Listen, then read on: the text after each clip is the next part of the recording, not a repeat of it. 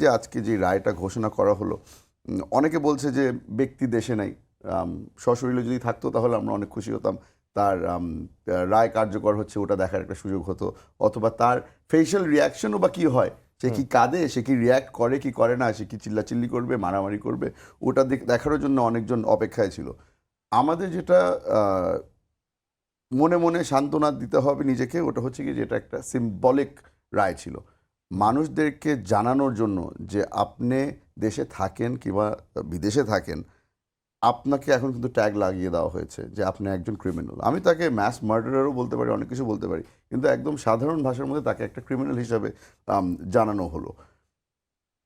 এই রায়ের পরে তার জীবনের মধ্যে কি কোনো পরিবর্তন আসবে? আপনি যদি আইনগতভাবে জিজ্ঞেস করেন, অথবা আপনি যদি regular day to day affair হিসাবে চিন্তা করে দেখেন, সে যেই দিল্লিতে যেই ভিলাতে আছে সেই ভিলাতেই থাকবে, সে যেই অডিওগুলি ছাড়ছে সেই অডিওগুলিই ছাড়তে থাকবে, সে বারবার করে বলবে যে আমি এখনো প্রধানমন্ত্রী, এই আমার কি অপরাধ, আমি কি বা করলাম, মানে ওই ধরনের কথা বলবে, বারবার করে উস্কানি দিতে থাকবে যে তোমরা মাঠে নেমে যাও, তোমরা মাঠে নামলে কিছুদিন পরেই আমি টুস করে চলে আসবো, এই ধরনের ভাষা সে ব্যবহার করতে থাকবে। তবে আমাদের সান্ত্বনা হচ্ছে গিয়ে সে এখন যেই এলাকায় আছে ওই এলাকা থেকে আর বের হতে পারবে না।